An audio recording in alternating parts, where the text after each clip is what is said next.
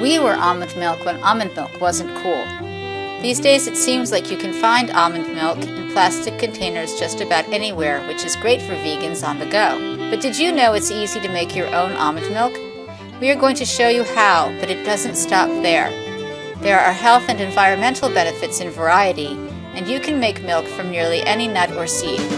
Raw vegan almond milk, cashew milk, pumpkin seed milk, and many others. And that's what's stirring today on Whirled Peas Kitchen. It's so easy to make milk from almonds or just about any nut or seed. You only need the nuts or seeds, water, a high-speed blender, and a nut milk bag. More about nut milk bags in a bit. We are at our sister's house in California to see Tyler in a dance performance and check out the Bottle Rock Music, Wine, and Food Festival in Napa Valley. But right now it's time for a good cup of coffee. Last night I planned ahead and started some almond soaking. Even though we are in California where they grow a lot of almonds, to get truly raw almonds you have to get them from outside the USA. These come from Spain. When they have soaked for a few hours, all you have to do is grind them up in a high-speed blender with some water, literally to a pulp, and then strain out the milk, saving the healthy pulp. That's the big idea. All the rest is just details. I know this looks like more nuts than the recipe calls for, but these almonds have swelled up with water. That's the milk we are going to grind out of them. You wash off the soaking water and then add 2 to 3 times as much water to the high-speed blender. We don't want to take up too much room in Kathy's fridge, so we are using less water to make more of an almond cream. We will end up with concentrated almond milk and can add more water anytime. Kathy has the BlendTech blender, which is sort of the Cadillac of high-speed blenders as opposed to our Vitamix at home, which would be more of a Porsche of blenders. Both are very good, but BlendTech shuts itself off when it has run its program. So now let's talk about this nut milk bag, which you want to have if you are going to be making your own nut milk. It is just a fine mesh cheesecloth bag with a drawstring, and you can find good ones online or in health food stores. You could also use a cheesecloth or even a fine mesh screen if you keep the grind on the almonds fairly coarse and expect a little bit of grit in the milk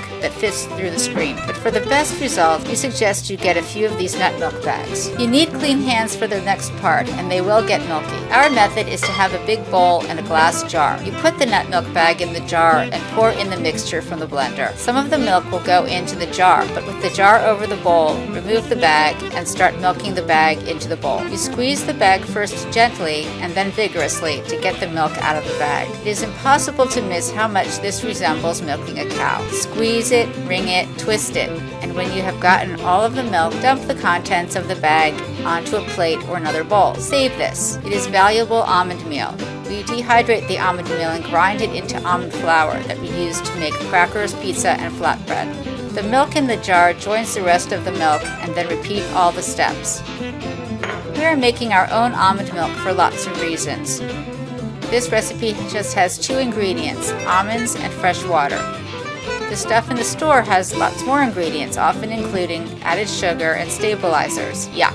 If you can find a good source of relatively inexpensive almonds, and remember this milk is concentrated and can stand a lot of dilution, this can be more economical than store brands. And if you are reusing glass jars rather than bringing home a lot of plastic, it is also better for the environment. We are just repeating all of the steps to separate the almond meal from the milk the 3rd time around, and we are done.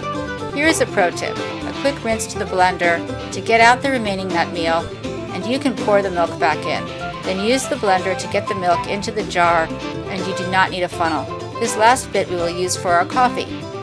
You can make milk out of almonds, but it doesn't stop there. You may have noticed that there is a cycle in healthy food. As specific ingredients go from fringe to mainstream, people start writing about the agricultural effects of producing so much quinoa, coconut water, or goji berries. And now amid the drought in California, there's a lot being said about almonds. There is really nothing wrong with eating almonds and drinking almond milk, especially when you are aware of the astoundingly high environmental costs of eating meat or growing alfalfa to feed dairy cows in a drought. It is a good idea to vary your diet and your agricultural footprint by breaking away from the fads and blazing your own food trends. So try other nuts and seeds.